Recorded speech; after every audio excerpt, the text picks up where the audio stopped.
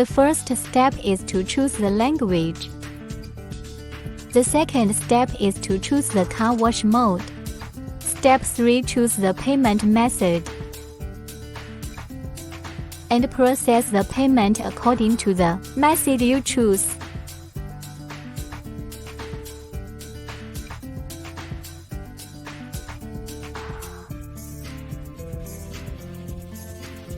After the payment is completed, the receipt will be printed and the car wash machine will start working.